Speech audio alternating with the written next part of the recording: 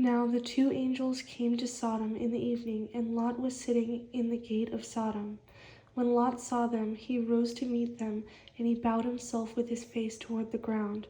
And he said, "Hear now, my lords, please turn in to your servant's house and spend the night, and wash your feet. Then you may rise early and go on your way." And they said, "No, but we will spend the night in the open square." But he insisted strongly, so they turned in to him and entered his house. Then he made them a feast, and baked unleavened bread, and they ate.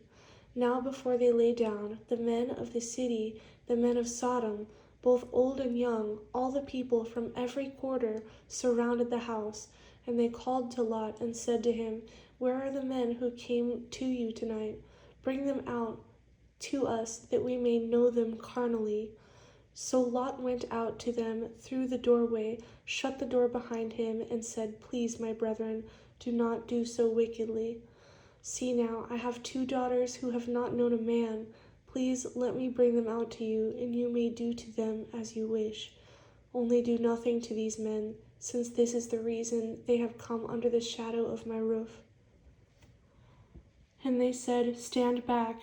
Then they said, "This one came in to stay here, and he keeps acting as a judge. Now we will deal worse with you than with them." So they pressed hard against the man Lot, and came near to break down the door. But the men reached out their hands and pulled Lot into the house with them, and shut the door.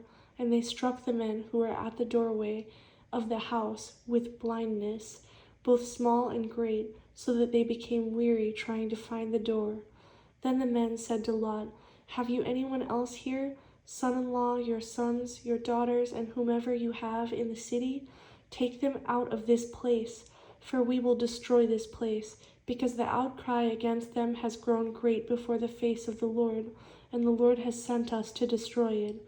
So Lot went out and spoke to his sons-in-law, who had married his daughters, and said, "Get up, get out of this place, for the Lord will destroy this city." But to his sons-in-law he seemed to be joking. When the morning dawned, the angels urged Lot to hurry, saying, "Arise, take your wife and your 2 daughters who are here, lest you be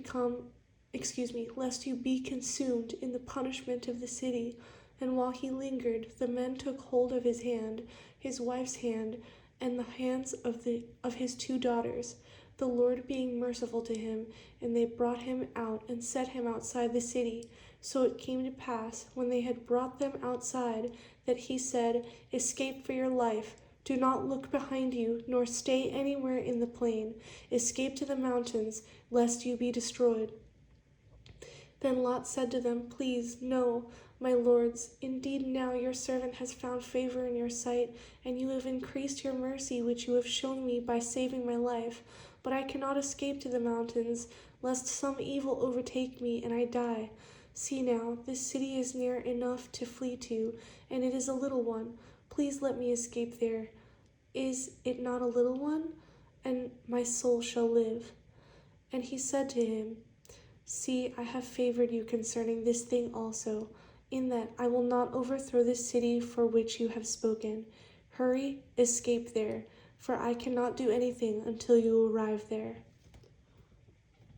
Therefore the name of the city was called Zoar. The sun had risen upon the earth when Lot entered Zoar. Then the Lord rained brimstone and fire on Sodom and Gomorrah from the Lord out of the heavens. So he overthrew those cities, all the plain, all the inhabitants of the cities, and what grew on the ground. But his wife looked back behind him, and she became a pillar of salt. And Abraham went early in the morning to the place where he had stood before the Lord. Then he looked toward Sodom and Gomorrah, and toward all the land of the plain. And he saw, and behold, the smoke of the land, which went up like the smoke of a furnace. And it came to pass, when God destroyed the cities of the plain, that God remembered Abraham, and sent Lot out of the midst of the overthrow, when he overthrew the cities in which Lot had dwelt. Then Lot went up out of Zoar, and dwelt in the mountains, and his 2 daughters were with him, for he was afraid to dwell in Zoar. and he and his 2 daughters dwelt in a cave. Now the firstborn said to the younger, Our father is old, and there is no man on the earth to come in to us, as is the custom of all the earth. Come, let us make our father drink wine, and we will lie with him, that we may preserve the lineage of our father. So they made their father drink wine that night, and the firstborn went in and lay with her father, and he did not know when she lay down or when she arose. It happened on the next day that the firstborn said to the younger, Indeed, I lay with my father last night. Let us make him drink wine tonight also, and you go in and lie with him, that we may preserve the lineage of our father.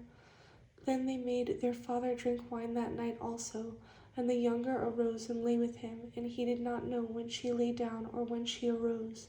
Thus both the daughters of Lot were with child by their father. The firstborn bore a son, and called his name Moab. He is the father of the Moabites to this day. And the younger, she also bore a son, and called his name Ben-Ami. He is the father of the people of Ammon to this day.